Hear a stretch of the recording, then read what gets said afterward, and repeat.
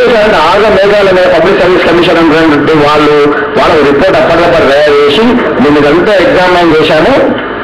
Examine చేశాక group 2 వేరు group 1 వేరేందుకు అసలు గ్రూప్ 2 డిగ్రీ అంటే వాళ్ళు చెప్పినటువంటి కారణాలు కూడా చాలా విచిత్రంగా ఉన్నాయి.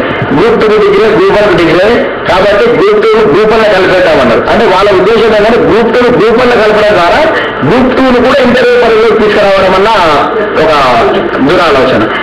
అయితే అంటే గమ్మత్తు ఏంటంటే మరి ప్రభుత్వాలు కూడా ఎలా ఉన్నాయంటే పబ్లిక్ సర్వీస్ కమిషన్ రాజ్యాంగబద్ధ సంస్థ కాబట్టి పబ్లిక్ సర్వీస్ కమిషన్ ఇచ్చిన రిపోర్టులు ఇంతో యాక్సెప్ట్ చేసే పరిస్థితి కాబట్టి యాక్సెప్ట్ చేశాయి. యాక్సెప్ట్ చేయడం వల్ల ఇక్కడ చాలా రకాల సమస్యలు ఎదురవుతా పరిస్థితి ఉంది. అంటే గ్రూప్ 1లో డిప్యూటీ కలెక్టర్ ఉంటారు, గ్రూప్ 2లో డిప్యూటీ తహసీల్దార్ ఉంటారు, గ్రూప్ 1లో వచ్చేసరికి సిడిఓ ఉంటారు, గ్రూప్ 2లో వచ్చేసరికి ఏసీడీఓ ఉంటారు, గ్రూప్ 1లో DPO district panchayat raj officer ఉంటారు, గ్రూప్ 2లో యూఓపీఆర్టీ కానీ యూఆర్టీ కానీ ఉంటారు, గ్రూప్ 1లో డిస్ట్రిక్ట్ రిజిస్ట్రార్ ఉంటారు, గ్రూప్ 2లో సబ్ రిజిస్ట్రార్. అంటే మళ్ళీ వీరి మధ్య ఇంకొక ఛానల్ ఉంటుంది. ఏసీడీఓ కంటే మన డీసీడీ ఉంటుంది. మరి ఏసీడీ గ్రూప్ 2 గ్రూప్ 1లోకి వచ్చిందంటే గ్రూప్ 1 అట. గ్రూప్ 2 గ్రూప్ 1 ఇది 1 అంటే ఇది 1 ఇది 1 అయితే మరి మధ్యలో డీసీడీ ఏమైతే 1 + 1B / 2 కదా. అంటే నేనేమంటున్నానంటే అన్నిటికన్నా మానసికమైన ఇబ్బందులు ఎట్లంటే అందరూ ఒకటే ఎగ్జామ్ రాసి సెలెక్ట్ అయిన తర్వాత డిప్యూటీ కలెక్టర్ కింద డిప్యూటీ కలెక్టర్ పనిచేయాల్సి ఉంటుంది.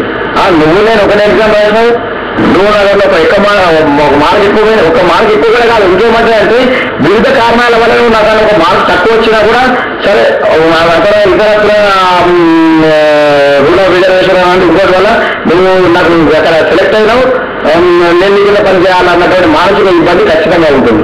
మీరైతే దీన్ని చెప్పే వాదన ఏంటంటే అక్కడ సివిల్ సర్వీసెస్ లో ఉంది కదా అంటారు. సివిల్ సర్వీసెస్ లో ఒకటే సర్వీస్ ఉందా? ఏది లేదు. ఐఏఎస్ వేరే, ఐపీఎస్ వేరే, ఐఆర్ఎస్ వేరే, పోస్టల్ సర్వీస్ వేరే, అకౌంట్ సర్వీస్ వేరే, ఇవన్నీ వేరే వేరే ఉంటుంది. రియల్ సెంట్రల్ సర్వీసెస్ కూడా వేరే. అంటే ఒకటే సర్వీస్ కింద ఐఏఎస్ పెట్టి అక్కడ మళ్ళా డిప్యూటీ కలెక్టర్ పెట్టే పరిస్థితి లేదు.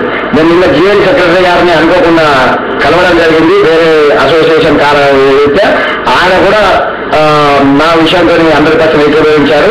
ఇది చాలా తప్ప నేను చెప్తే అప్పుడు ఎవరు వినిపించుకోలేదు అని చెప్పేసి. అయితే అప్పుడు ఉన్నటువంటి విద్యార్థులు కావచ్చు, నిరుద్యోగులు కావచ్చు, వివిధ విద్యా సంస్థల ఆర్గనైజేషన్ చేసినటువంటి పోరాటాల ఉద్యమాల ఫలితంగా అప్పుడున్న ప్రభుత్వం జడిసి జీవోఎంఎస్ నెంబర్ 556 తీసుకొచ్చింది. జీవోఎంఎస్ నెంబర్ 556 ఏం చెప్తుందంటే లేదు నేను ఇప్పుడు అది ఇంప్లిమెంట్ చేయట్లేదు. ఈ నోటిఫికేషన్లకు అందరూ ఇప్పుడు ప్రిపేర్ అవుతున్నారు కాబట్టి తాత్కాలికంగా దీన్ని మేము వాయిదా వేస్తున్నాము అని చెప్పేసి డేట్ పెట్టేసి జీవోఎంఎస్ నెంబర్ 556 తీసుకొచ్చాడు. సార్ వీళ్ళతో తెలంగాణ ఏర్పడింది. తెలంగాణ ఏర్పడిన తర్వాత మళ్ళీ కొద్దిమంది మళ్ళీ గ్రూప్ 1 గ్రూప్ 2 గ్రూప్ 1లో కలిపి 1A 1B.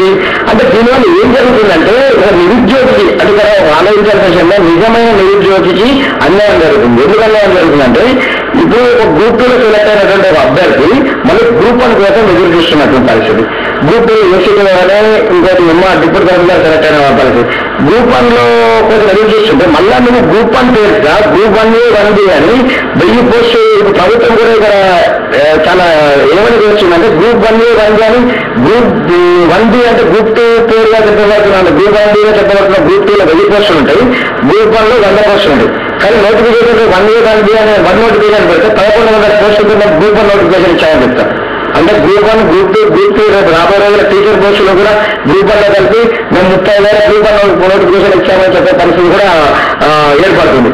అయితే ఈ నిరుద్యోగం ఏమైపోయిందంటే గ్రూప్ 2 ప్రిపేర్ అయిన వాడు మళ్ళీ గ్రూప్ 1 రాసి మళ్ళీ అదే చేసేదేవో అదే మార్గం సెలెక్ట్ కావడం ద్వారా మన నాన్ జాయినింగ్ వేకెన్సీస్ ఉండిపోతాయి. అట్లా ప్రిఫరెన్స్ పెడతాడు చెప్పుకోవడానికైనా నేను పోస్ట్ సెలెక్ట్ అయినానని. ఆ విధంగా చాలా మంది నిరుద్యోగులకు అన్యాయం జరుగుతుంది. గ్రూప్ 2 ప్రిపేర్ అయ్యే వాళ్ళు గ్రూప్ 2కే ప్రిపేర్ అవ్వడం జరుగుతుంది, గ్రూప్ 1 ప్రిపేర్ అవ్వాలి గ్రూప్ 1 ప్రిపేర్ కావడం జరుగుతుంది. ఆ విధంగా అదే పరీక్షలు అయితే అనుకోకుండా నేను కోవరం గారి దగ్గర కూడా ఈ విషయాన్ని తీసుకెళ్లడం జరిగింది.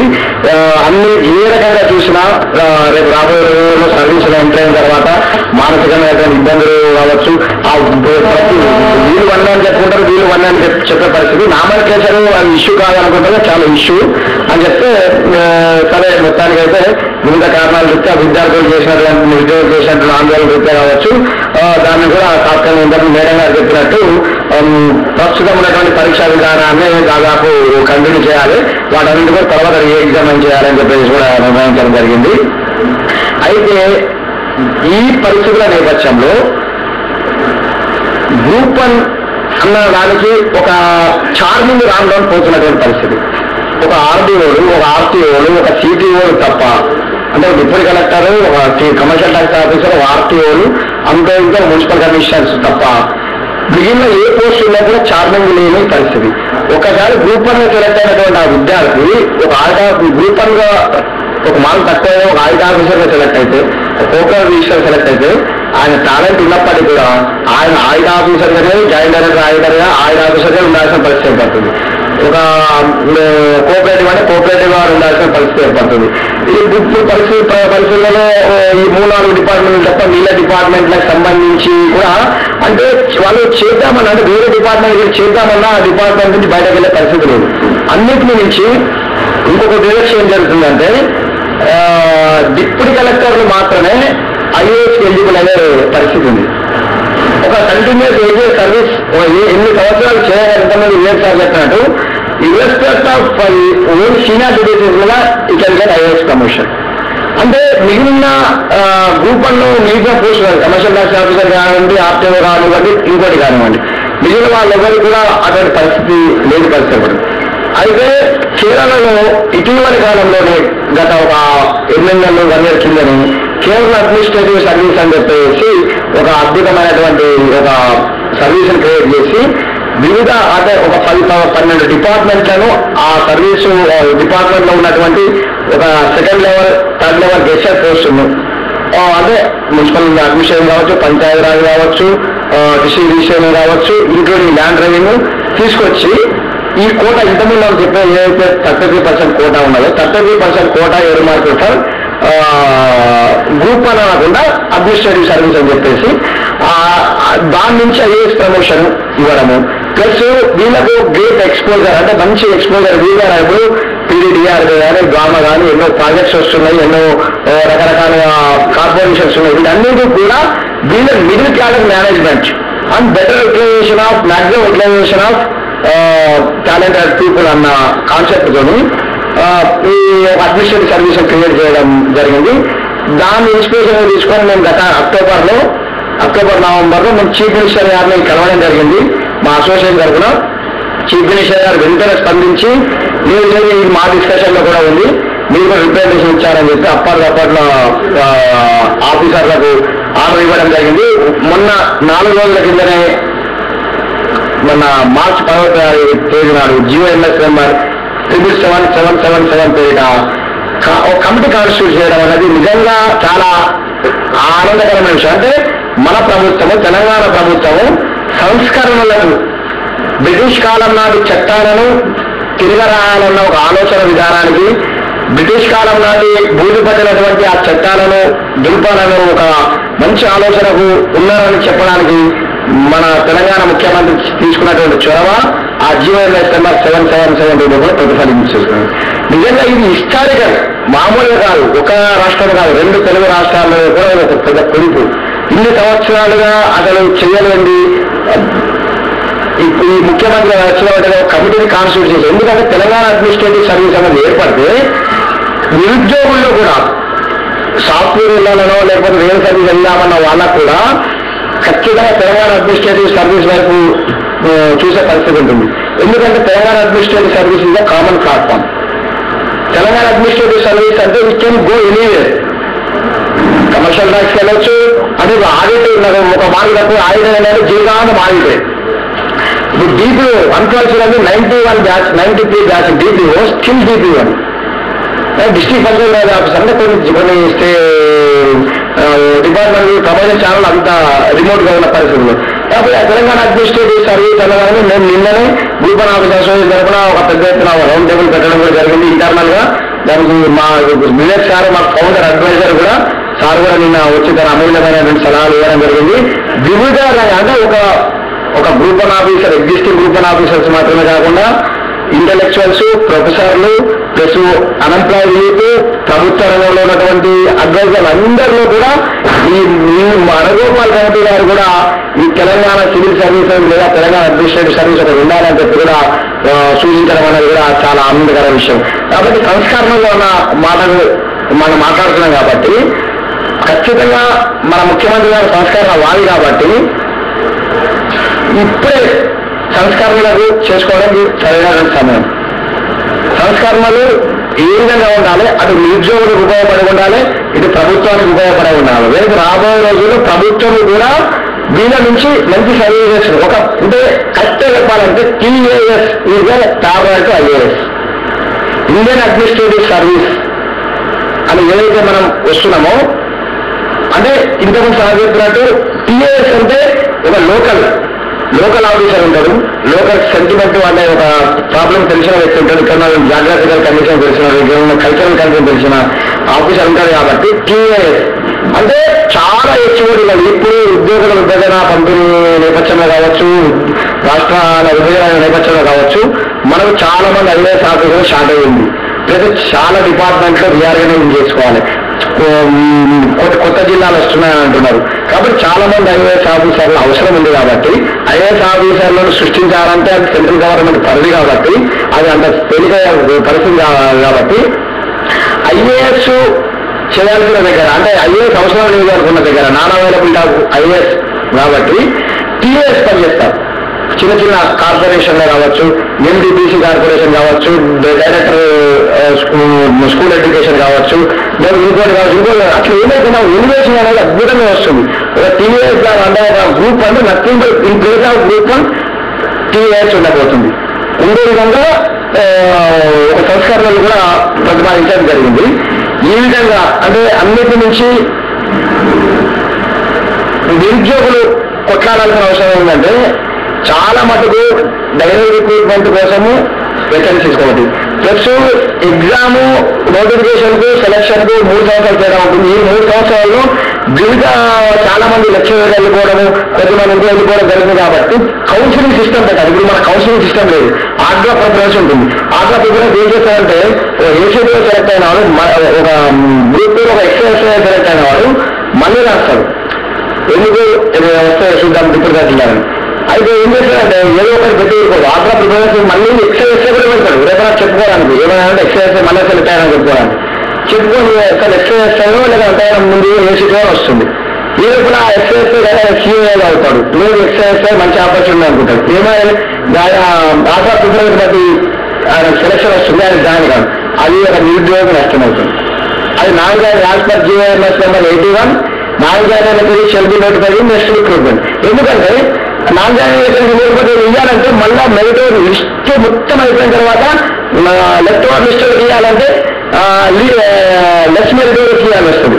గ్రూప్ 1 అంతే కదండి బిఫోర్ 93 హైయెస్ట్ మార్క్స్ వాళ్ళందరికీ RDO CDO అనేది ఒక లిస్ట్ ఏం రాలేదు.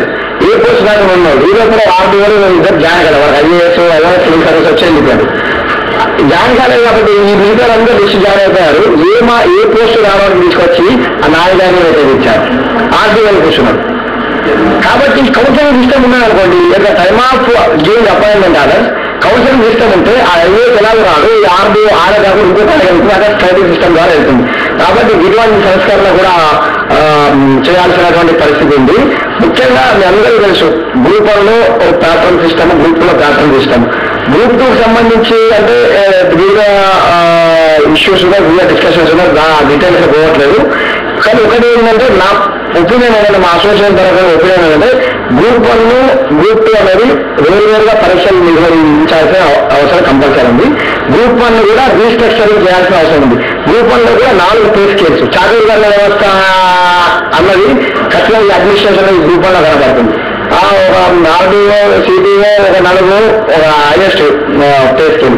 2వ పే స్కేల్లో మున్సిపల్ కమిషనర్ DPO వాళ్ళు ఉంటారు. 3వ పే స్కేల్లో APO AO ఉంటారు. 4వ పే స్కేల్లో MPDO లేదా సెక్రటరీ ఉంటారు. అంటే 4 ఒకటే గ్రూప్ 1 ద్వారా వచ్చిన వాళ్ళు ఇన్ని 4 రకాల పే స్కేల్స్. అదే TAS ఇంటర్వ్యూ చేస్తే ఏముండదు, ఒకటే పే స్కేల్, ఒకటే కేటగిరీ, ఇక్కడ మంచి ఈక్వల్ IAS ఇంకోటి ఏంటంటే group 1 officer sir group 1 enter అయిన తర్వాత గ్రూప్ 1 రాసేంత వరకు గ్రూప్ 1 ఏదైతే ఉంటుందో గ్రూప్ 1 రాసిన తర్వాత ఐడెంటిటీ కోల్పోతాం. గ్రూప్ 1 ఐడెంటిటీ ఎక్కడ ఉండదు, ఆ డిపార్ట్మెంటల్ సముద్రంలో కలిసిపోతాం. గ్రూప్ 1 అని బోర్డు మీద రాసుకోవడానికి ఉండదు, గ్రూప్ 1 చెప్పడానికి ఉండదు. మనం ఏమంటారు కనీసం టీఏఎస్ ఉందనుకోండి, ఐఏఎస్ రాసుకున్నట్టు మనం టీఎస్ఆర్ రాసుకున్న పరిస్థితి ఉంటుంది. ఖచ్చితంగా గవర్నమెంట్ కూడా ఇటువంటి పూల పెట్టి టీఎస్ సంబంధించి వాళ్ళందరినీ కూడా మంచి ఈ అవసరాన్ని బట్టి ప్రాజెక్ట్స్ లో కానీ వాళ్ళకి సంబంధించినటువంటి ఏ స్కీమ్స్ లో ఉపయోగించుకునే పరిస్థితి అనేది కూడా ఉంటుంది. కాబట్టి అన్నిటి నుంచి సర్వీస్ కమిషన్ మీద చాలా పెద్ద ఆరోపణలు ఏంటంటే ఇంతకుముందు చెప్పినట్టు వడ్డించేవాడు మనవాడైతే అన్నట్టు అవినీతి, బంధుప్రీతి, ఆశ్రిత పక్షపాతం సర్వీస్ కమిషన్ సంబంధించినటువంటి ఉన్నటువంటి ఆరోపణ. ఖచ్చితంగా ఇంటర్వ్యూలో అవి ఆరోపణలు నిజమనేది తేలింది. ఎందుకంటే 90 మార్కులకు ఇంతకు సార్ చెప్పినట్టు రిటర్న్ టెస్ట్ లో తక్కువ మార్కులు వచ్చిన వాళ్ళకు 90 మార్కులకు 89 మార్కులు వేశారండి. నాకు తెలిసి 90 వేసి ఉండొచ్చు, కంప్యూటర్ యాక్సెప్ట్ చేయలేమో అనిపించింది. వాళ్ళకి మెంబర్లుగా అంత నాలుగు కూడా ఉండదు కానీ మనవాడు 100 వేసేద్దామా అనుకున్నారు. కానీ ఇంటర్వ్యూ చేసినప్పుడు కంప్యూటర్ యాక్సెప్ట్ చేయలేదు కాబట్టి ఆ 89 వేశారు. నేనే పర్ఫెక్ట్ పెట్టింది. మాకు రిటర్న్ స్టేట్ సెకండ్ టాపర్. చాలాసార్లు కేసీఆర్ గారు కూడా చాలా మీటింగ్లో చెప్పారు. ఈవెన్ మన కేటీఆర్ గారు కూడా అసెంబ్లీలో రిజర్వేషన్ పాస్ అయినప్పుడు కూడా స్పెషల్గా కోట్ చేశారు. Return state second topper 678 marks return వస్తే సెకండ్ టాపర్. ఇంటర్వ్యూలో 90కి 28 మార్కులు వేయడం జరిగింది. స్టేట్ 9th ర్యాంక్ వచ్చింది అయినప్పటికీ కూడా. ఒక్క మార్కు అంటే ఎంత చూడండి. మిగతా వాళ్ళందరికీ ప్రాంతం సంబంధించిన వాళ్ళందరికీ చూస్తే 678 కాదు 610, 590 వచ్చిన వాళ్ళకు 90కి 89, 88 వచ్చే పరిస్థితి ఏర్పడింది. అసలు ఏం చేయలేదు. అదే వెంకటరామరెడ్డిని మళ్ళీ మనం పట్టాలంటే వేసి యూనియన్ పబ్లిక్ సర్వీస్ కమిషన్ మెంబర్గా మంచిగా స్వాగతం సాగరంటారు. అది ఏం మా ఇష్టం, మా డిస్క్రిప్షన్తో నేను వేస్తా, ఎవరు క్వశ్చన్ చేయాలంటారు నన్ను అనే పరిస్థితి అదే విధంగా కూడా ఉంది. కాబట్టి మా అదృష్టభావాలు తెలంగాణ ఏర్పడింది, తెలంగాణ పబ్లిక్ సర్వీస్ కమిషన్ ఏర్పడింది. మనకు తెలుసు మన ఖచ్చితంగా ఇవన్నీ కూడా అటువంటి చేయాలని చెప్పేసి మనం అందరం మనం అనుకుంటున్నాము.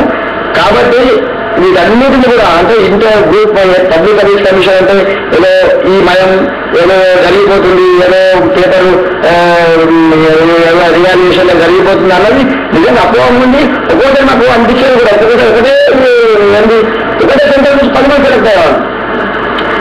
ఏమైతే ఏం చేస్తుంది అంత అయిపోయిన తర్వాత అట్లాంటి పరిస్థితులు ఉన్నాయి. కాబట్టి ఇవన్నీ సంస్కరణలు కూడా పబ్లిక్ సర్వీస్ కమిషన్ కూడా చేయాల్సిన పరిస్థితి అన్నిటి నుంచి ఏంటంటే ఇది కమల్నాథన్ కమిటీ నివేదిక అన్నది ఒక అడ్డంకిగా మారింది అని అంటున్నారు.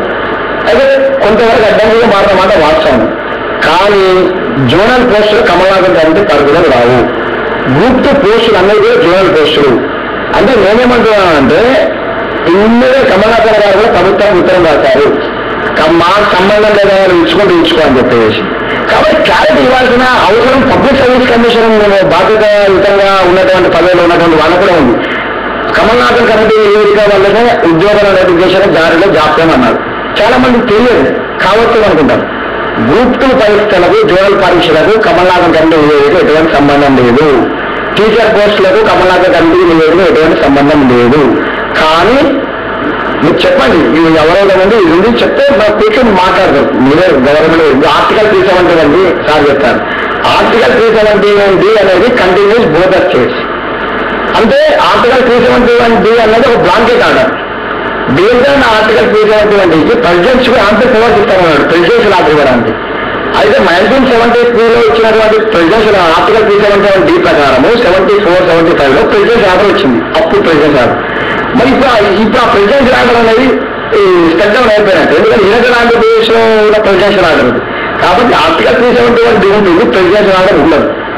కాబట్టి మారినటువంటి మన ప్రాంతానికి అనుగుణంగా తెలంగాణ ప్రభుత్వము ఆర్టికల్ 371Dకి అనుగుణంగా ప్రెసిడెన్షియల్ ఆర్డర్ను ఖచ్చితంగా మాధ్యతం కానీ అమెండ్ కానీ కొత్త ప్రెసిడెన్షియల్ ఆర్డర్ ఇవ్వాల్సినటువంటి ఎక్సైజ్ చేయాల్సిన అవసరం ఉంటుంది. అది ఉన్నప్పుడు ఉంటే అది పెద్ద ఇష్యూ కాదు. మన ప్రభుత్వం అనుకొని వాటర్ పంపిస్తే అక్కడి నుంచి మనకు ఆర్డర్ వచ్చేస్తుంది.